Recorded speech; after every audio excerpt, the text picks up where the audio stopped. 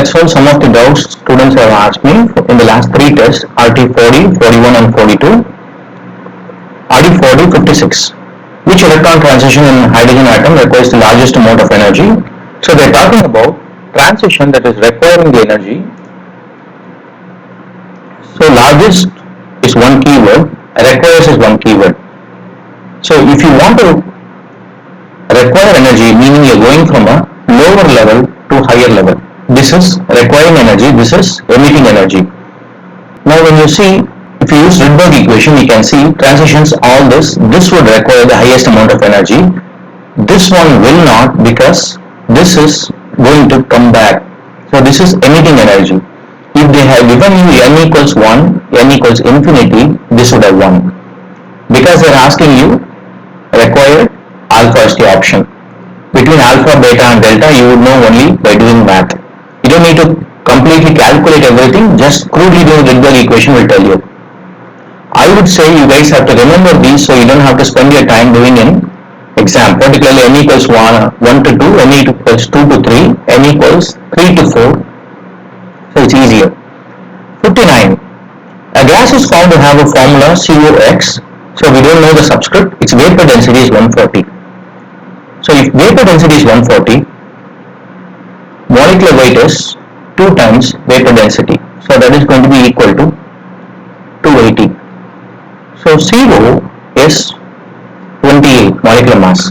So CO 28 times 10 gives you this. So COX. The rate of diffusion of a gas is proportional to.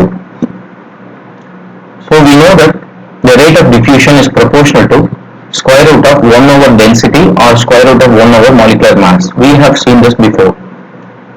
So now I have 1 over density here, 1 over density square root, 1 over square root of density in these two cases. This is density, so this cannot be possible. Now what about pressure? So imagine that you have a room and there is a small pinhole. The gas is coming out. So depending on the different type of gas, you can relate it to the density or the molecular weight. That is one concept. Second concept is, if there is a hole, when will most gas come out? When will they come out? When the pressure here is high. If the pressure is high, just like a punctured cycle tube, the gas will diffuse outside faster. So the rate is proportional to P and inversely proportional to square root of density. So option is alpha. Same paper, question number 64. For a reaction 2P, so let me do it slowly for you guys. Although you don't need to be doing it slow at this point, you are revised enough to just do this without even writing down.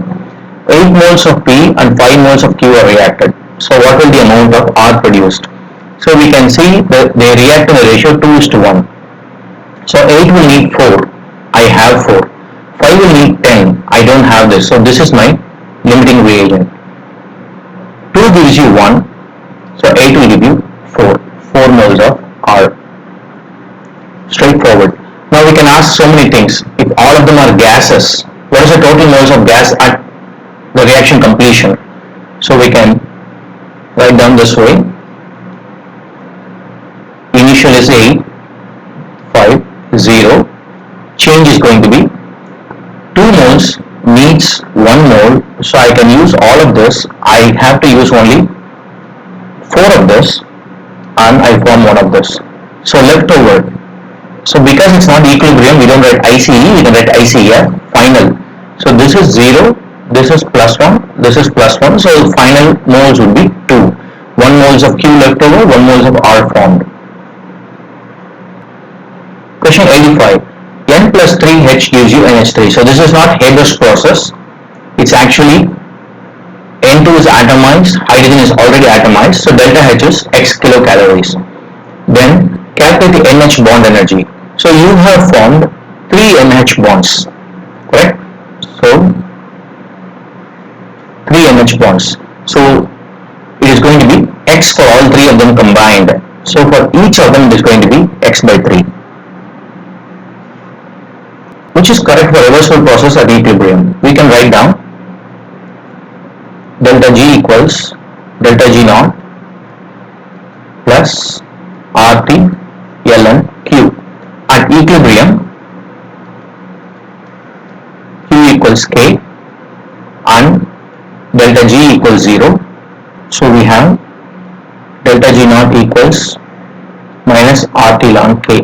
So this is going to go to the other side, however you want to do it.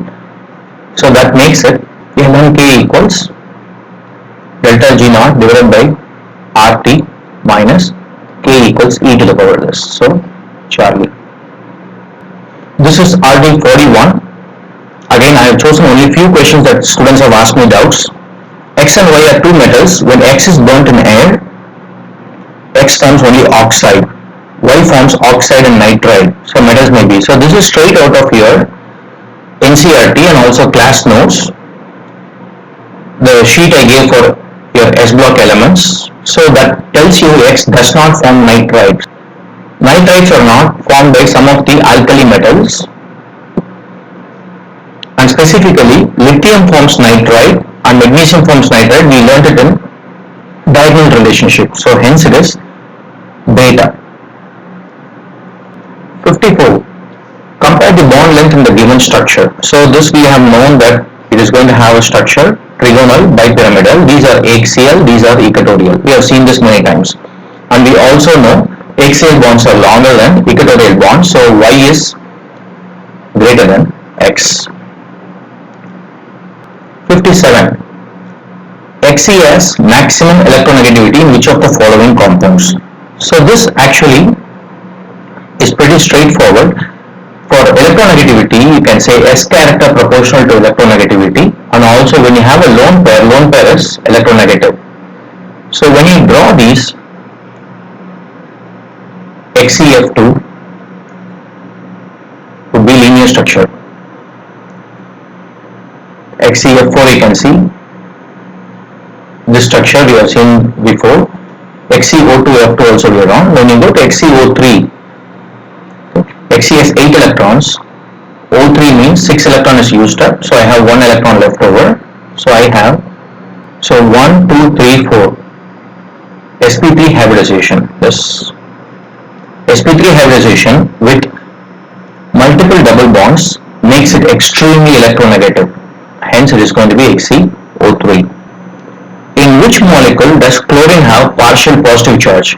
Obviously, chlorine will have a positive charge when it is combined with more electronegative element. So among the elements given, all of them here, only oxygen is more electronegative, hence chlorine will have partial positive charge.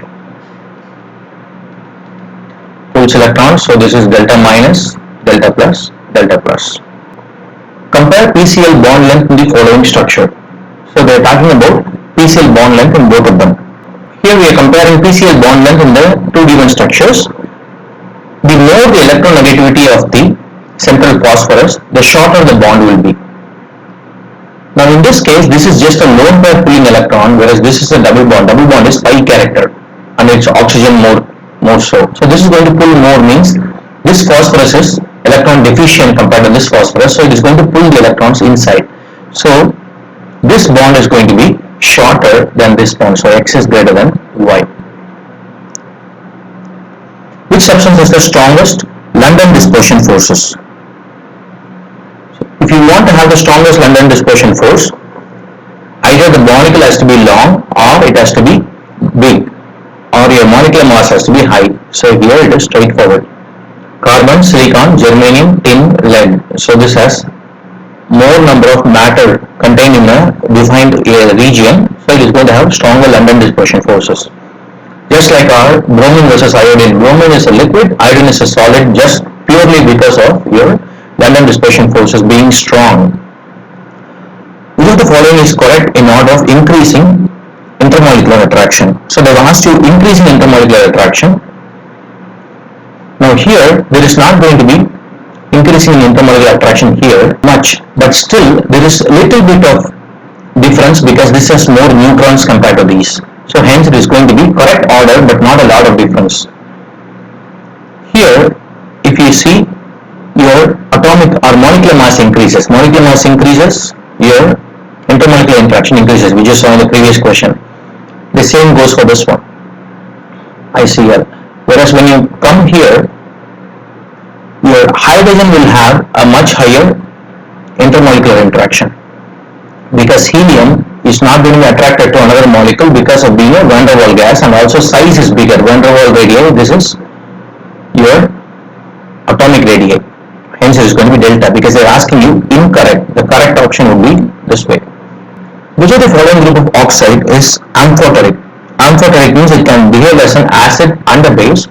So when you consider periodic table, we have seen that this is basic oxides, acidic oxides. Somewhere here we have amphoteric oxide. These are also basic. This is the most basic. These are also acidic, most acidic, amphoteric. So you want this region.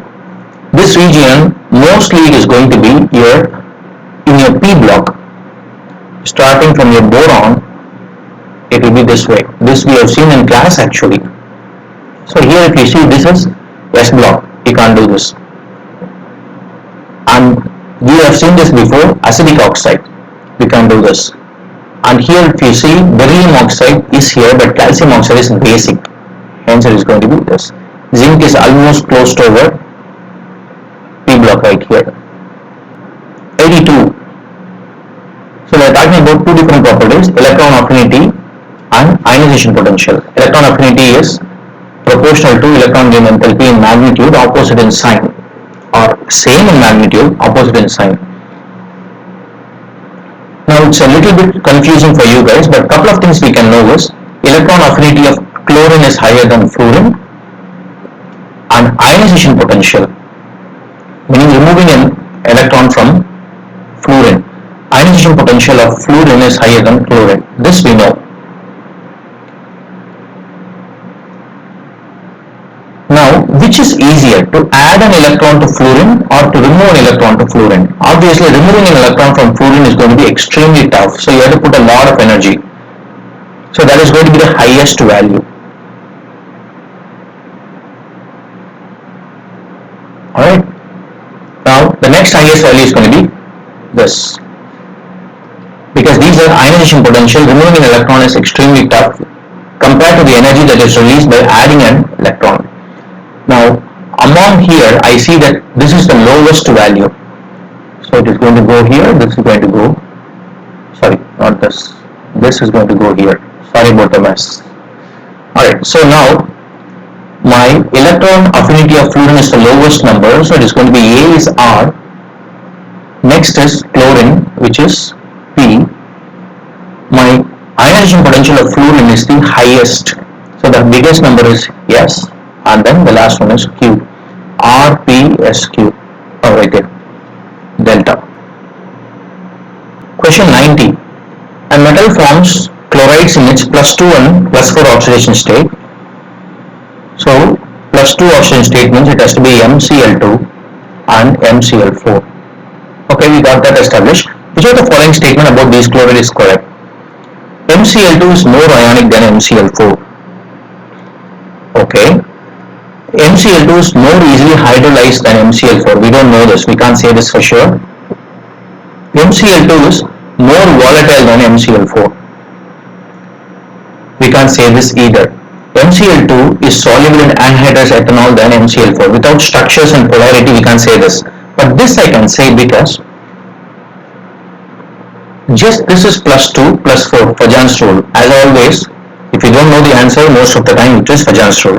Higher the positive charge, higher the charge, more covalent it is, meaning this is more ionic. This is RD42, the most recent test we have written. The incorrect match has been asked. Order of penetration power. We know this is a statement. Penetration power is high as the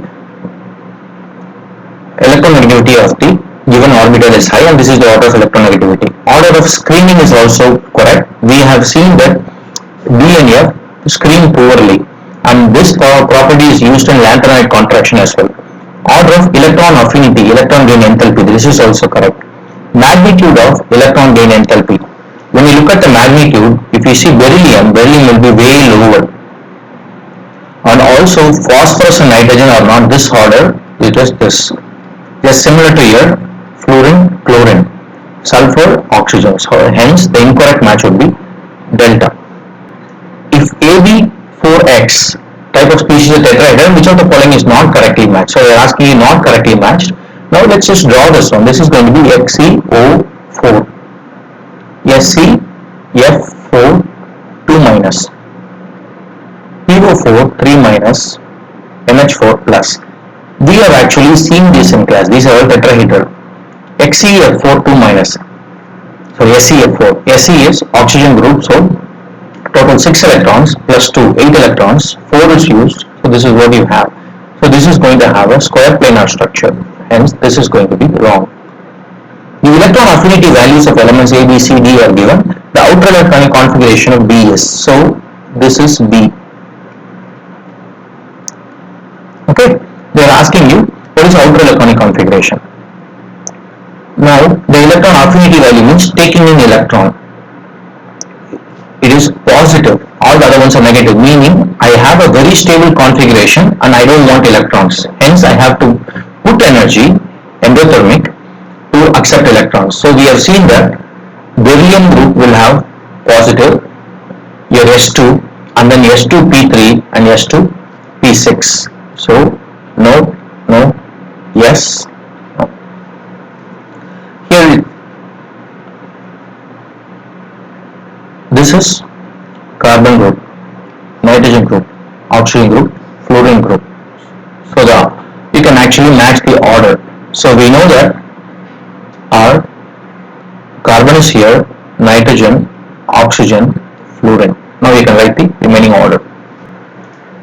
Question 49. 2 liters of an ideal gas at pressure equals 10 atmosphere expands isothermally into vacuum until its volume becomes 10 liters.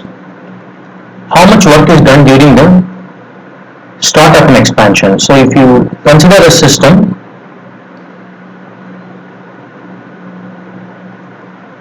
it is going to expand, meaning work is done by the system in vacuum. So if you do the work in vacuum, work done is 0 because pretty much no resistance. So your productive work done is 0. And when you do isothermally, delta U is 0 at isothermal condition. So delta U is Q plus W. If this is 0 and this is 0, Q has to be 0. How much work is done during the expansion?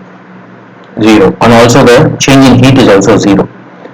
50. Critical temperature of the gas depends on.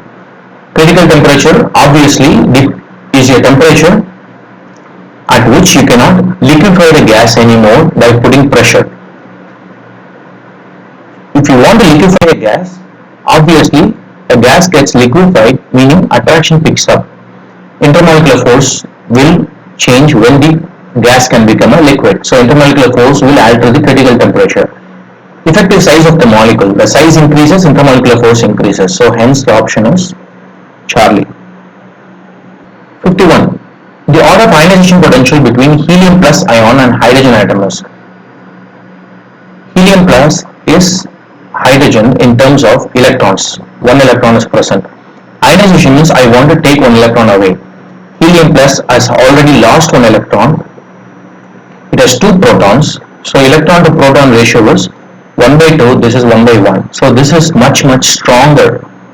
Your Z effective. So I cannot remove. So helium plus is going to have a higher ionization potential compared to your hydrogen. Alternatively, they can ask you about electron gain enthalpy.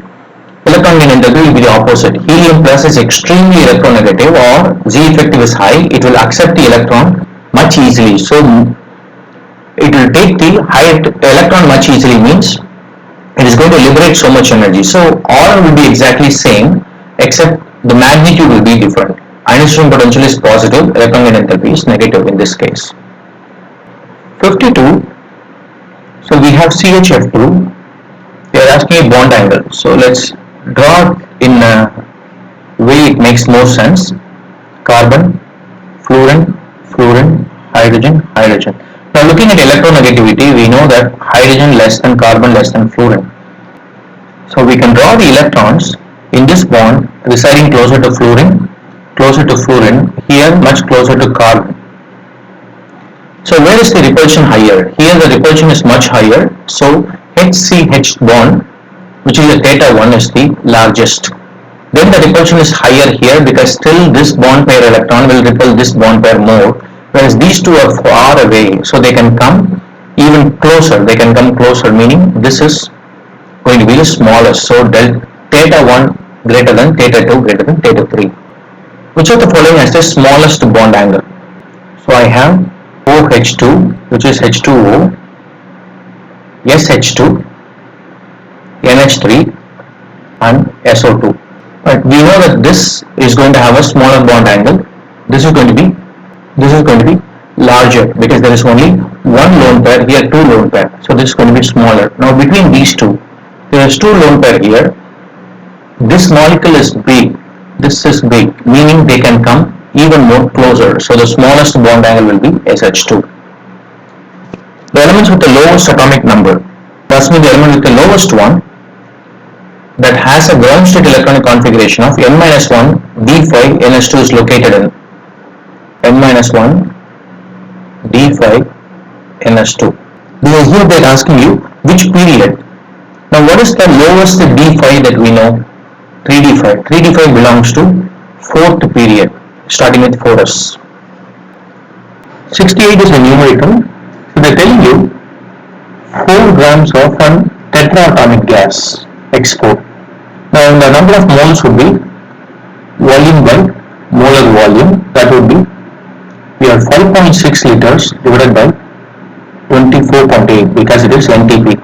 So this equals 4 grams they are telling you. So 1 mole would weigh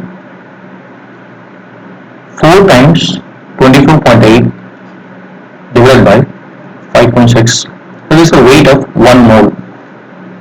1 mole of X4. So 1 mole of X would weigh 4 times 24.8 divided by 5.6 by 4. This is the weight of 1 mole of X. Now how about 1 atom of X? 1 atom of X equals so many 4 by 4 actually, 24.8 divided by 4 times 5.6 times 1 by, so basically dividing by Avogadro number. So this goes away. This we can say, if you want for example, we can take it as 4.1. Now we can approximate, if you are not able to do this, we can approximate this as 4.4 divided by 5.5, not a big approximation, times 10 to the power minus 23. We can say this is 4 by 5, or 4 times 1 by 5 is minus 23, or we can take it as 10 by 5, which is 2. 4 times 2 times 10 to the power minus 24, so roughly, or so this is 2 because I have approximated, scaled this up. I don't need to worry about how much I scale up because the numbers are always not changing in this but changing in this. Given the enthalpy of ionization of two acids, so enthalpy of ionization of an acid is the amount of heat that you have to put to break them apart. The higher the enthalpy, the weaker the acid. So that tells you HCN is weaker than CH3COOH. If this is weaker, then our Ka of CH3COOH is greater than HCN, or pKa of CH3COOH is less than that of HCN. So your beta. Consider the salt. So this is oxalate. It gives a charge of minus 2. So this gives a charge of plus 1 and plus 1. So the total positive charge will be X plus Y. The total negative charge will be minus 2 times Z. Now here you have to be careful. The relationship between X, Y and Z would be, so we cannot write X plus Y equals minus 2Z. That is not true. The charge of X or X times plus 1 is always going to be positive. Y times plus 1 is always going to be positive. So X plus Y is a positive number. You cannot say that equals minus 2 times a subscript. Here they are basically telling you what is the sum of the subscript here. So X plus Y will be equal to 2Z. Here they are equating not the charges, the subscript. You got to be careful here. 81 is basically Fajan's rule. The ionic potential is in the order, so we can write it this way: Ma plus Mb plus Mc plus in increasing way this way or decreasing order, and our polarizability x minus, y minus, z minus. So this is going to be polarized easily. So this is extremely good for covalent. This is not good for covalent, is ionic. So the ionic potential, meaning how to make it into an ion. So this one doesn't want to be an ion. Ionic potential is high, means I have to put a lot of energy to make it an ion. So it doesn't want to give an ion. You take an electron away from a person doesn't want to give an ion, they want the electron back. So they are going to be extremely electronegative. Hence they will be the one that is giving you the most covalent compound. So the most covalent will be this, most ionic will be this. So now if you see McZ minus is most ionic, MaX is going to be most covalent. So they are asking you most ionic first, then covalent. So 5, 1, Charlie. 82, it's actually a little tricky. The minimum IP among the following, ionization potential. So now we know that we know this graph we used to draw. If you keep drawing it, you will actually know that your option is going to be delta. This will be minimum. Even though they look like a bigger shell, they are bigger shell, but still it will go like this,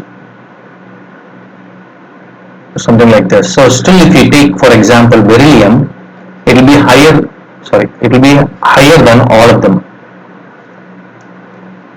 It's a little tricky, but unfortunately you have to know this order. Now questions like this in actual NEET are extremely rare, if not impossible to come. 3. The standard enthalpy change for the following reaction is 500 kilojoules. So this is plus 500 kilojoules. What is the delta H formation of atomic hydrogen? Atomic hydrogen formation equation is half H2 gas gives you H gas. So that will be half of that beta. 84. In the following reaction, solid cancel out. So Kp equals O2 to the power half. Right, this is endo. Pressure of O2 at equilibrium will change. Mass of BO increased, not good, because this is solid. Volume of the container is increased. If you increase the volume of container, you will end up forming more O2. O2 will go up. So the amount of O2 will go up, but the pressure of O2 will not go up, because the pressure of O2 is limited to Kp. Let's say for example Kp value is 1. How much ever you change the volume, what will happen is, imagine that this is the volume of the container and you make the container bigger. What will happen if I don't change anything? The same amount of gas is present in a larger volume, pressure drops and more of O2 is formed until the pressure goes up to what the initial value was. So your pressure of O2 will not increase, it will just go back to the initial value which is determined by Kp. So volume of container is increased, will increase more O2 but not the pressure of O2. Temperature is increased. I increase the temperature, what happens? It's an endothermic reaction, so it will go forward. Kp increases, pressure of oxygen increases. So Charlie, you got to be careful here. If you make a mistake in 2, you will end up 2 and 3. What is the hydrogen ion concentration of 0.25 molar Hg? So they have told you that it is a weak acid. So you can write down X equals square root of Ka times C. Now X is nothing but H plus. So that equals square root of 4 times 10 power minus 8 times 0.25. 4 times 0.25 is 1. So this is going to be 10 to the power minus 4 H plus. That's going to be alpha, straightforward.